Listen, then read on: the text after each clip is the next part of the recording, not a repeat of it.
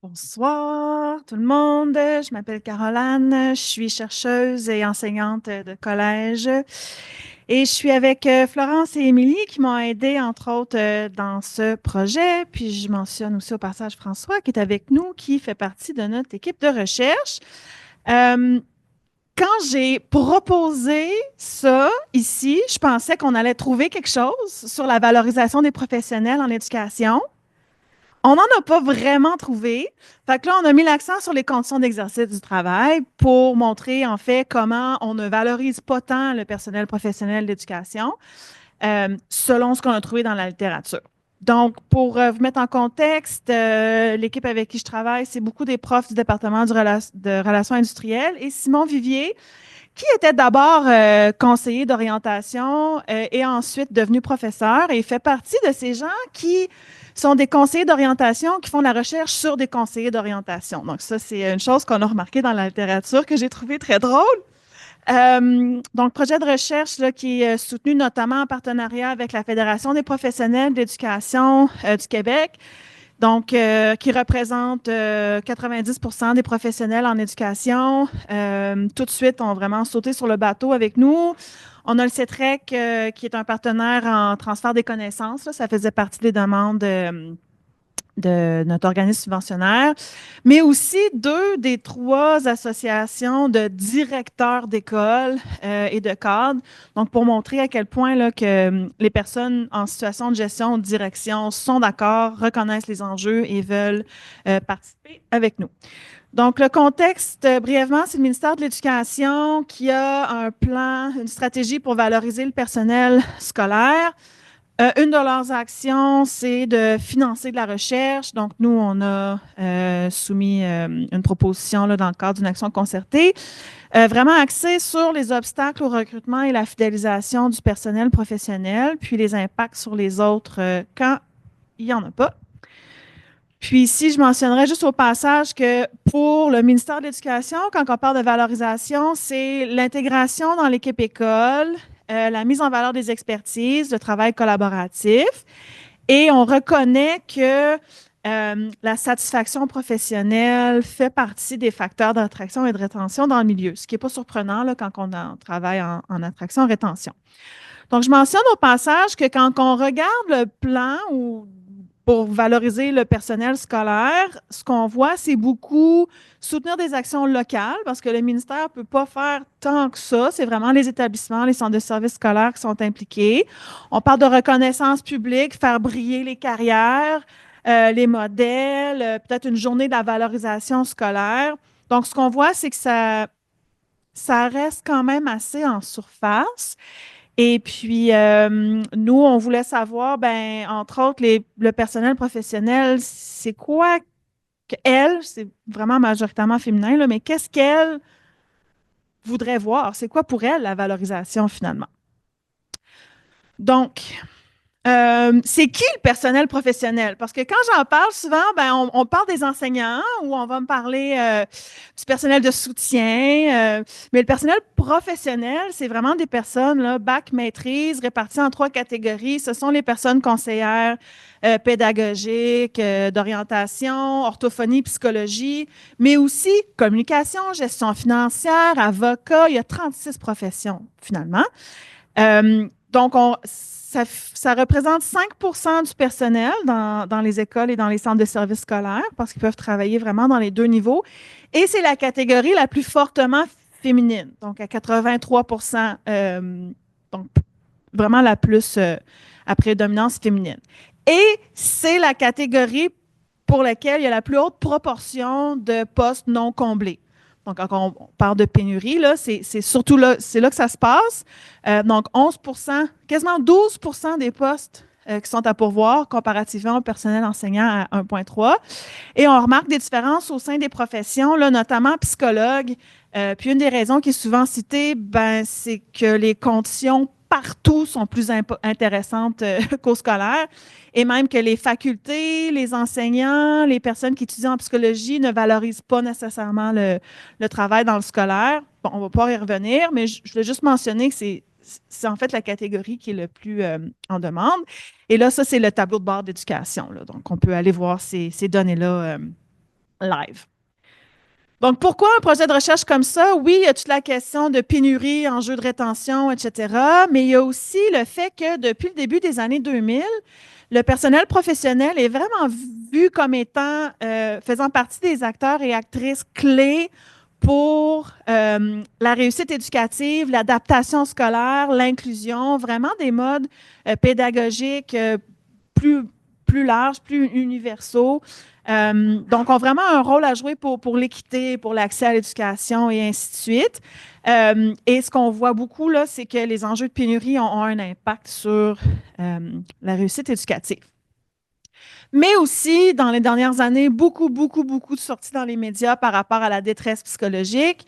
Puis ça, c'est pas juste en période de négo qu'on en parle. Là. Tu sais, c'est vraiment, ça ressort beaucoup. Les gens quittent le réseau, soit vers le privé ou même vers le secteur de la santé.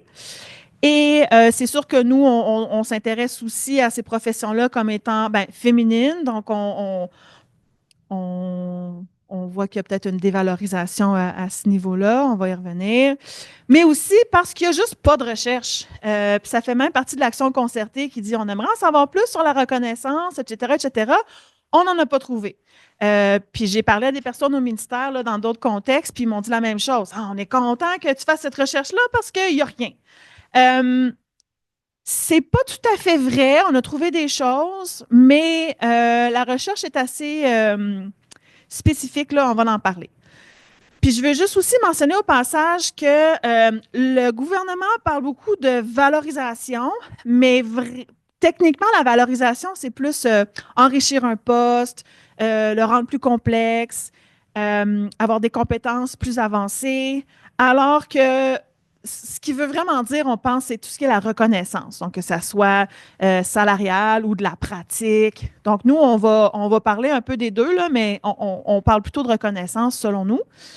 Et l'autre précision, c'est que nous, on a choisi de parler de conditions d'exercice du travail. Une raison est stratégique, c'est que le ministère de l'Éducation, qui finance l'action concertée, ne peut pas jouer sur les conditions de travail. C'est au secrétariat du Conseil du Trésor que ça se passe, mais aussi parce que notre approche est en partie ergonomique, analyse de l'activité de travail, puis c'est la terminologie qui est utilisée.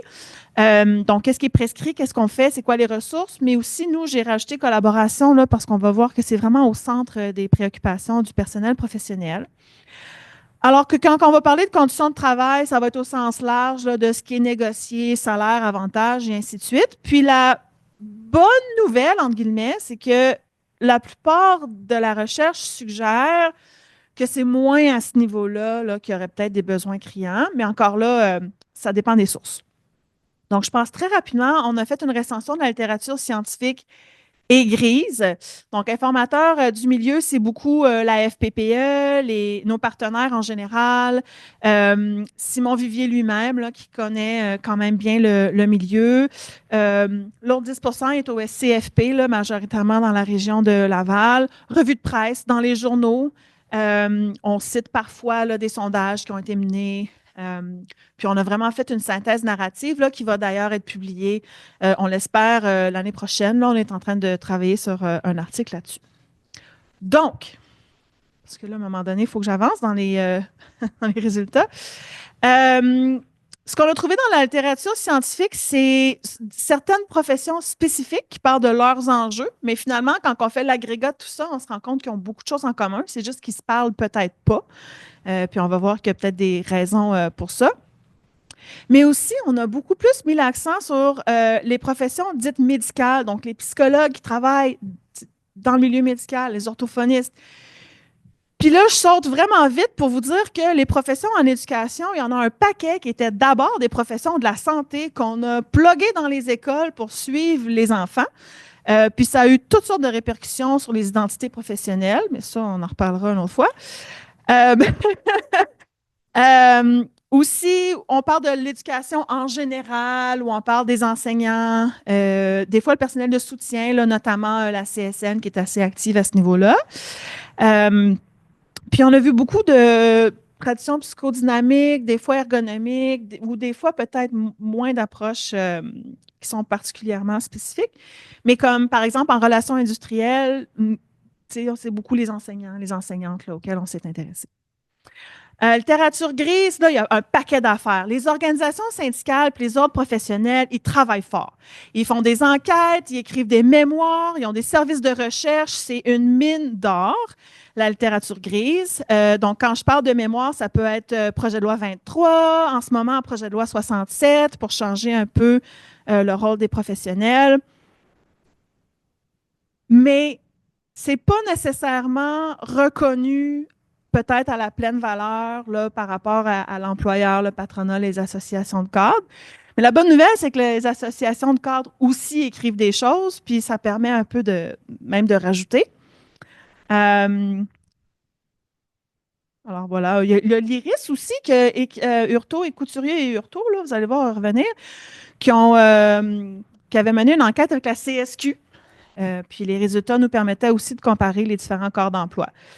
Donc ça, c'est un peu le tour de ce qu'on a trouvé.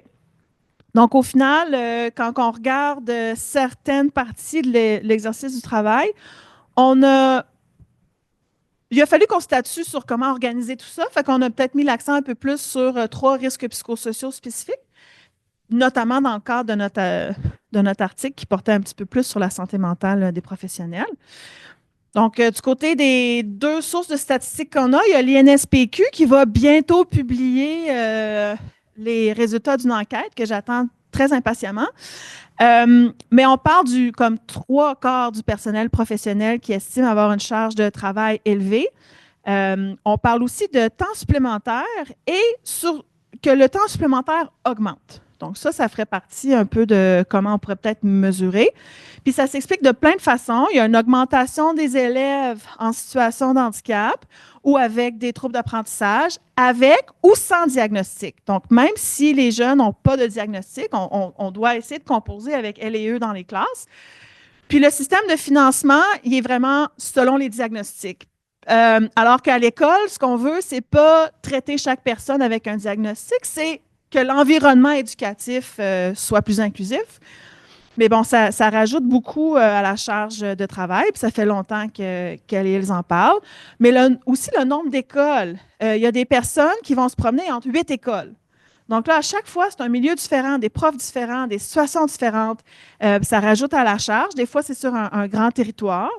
Il y a aussi une augmentation de la tâche administrative. Donc, non seulement que ça augmente la tâche, mais en plus, là, on a l'impression qu'au lieu de travailler avec les élèves, on fait de la paperasse. Donc, on voit aussi des enjeux de sens du travail là, qui commencent aussi à percoler. Devoir éteindre des feux, donc gérer des crises au lieu d'agir en prévention. Charge émotive, le travail, mais aussi des fois avec les collègues, là, ça peut être plus difficile. Et le travail collaboratif qu'on n'arrive pas à faire sur les heures de travail, qu'on fait sur l'heure du dîner, qu'on fait à la fin de la journée, et généralement le manque de ressources, le manque de personnel. Ensuite, pour la reconnaissance, encore des données qui vont en grimpant. Puis le nœud, c'est vraiment la non-reconnaissance de l'expertise spécifique en milieu scolaire. Ici, les orthophonistes est un bon exemple. En santé, on suit une personne en réadaptation. En milieu scolaire, on veut changer la pédagogie, la classe et l'environnement pour faciliter l'apprentissage de toutes et tous. Donc, le cas type, ça va être un prof qui dit à un professionnel gère l'élève, alors que ce qu'on veut, c'est plutôt une approche en prévention là, universelle ou inclusive. Invisible, on ne se rend pas compte nécessairement qu'ils sont là. Puis tout l'enjeu de la collaboration qui est au cœur de la profession. Les professionnels en santé, ça va de soi, on travaille ensemble, on collabore. En éducation, c'est un peu plus difficile, vraiment, légitimité auprès des profs. Rémunération, je veux juste mentionner que les personnes professionnelles n'en parlent pas toujours, mais l'Association des cadres dit que c'est clairement un enjeu. C'est non seulement inférieur au secteur privé, mais aussi de la santé et de la fonction publique. Donc là, il n'y a même pas l'équité avec les collègues dans le réseau public. Les heures supplémentaires non reconnues, précarité d'emploi dans certains corps d'emploi, puis c'est vraiment un enjeu pour l'attraction et la rétention du personnel. Finalement, on sent un certain manque de soutien de la part de la direction.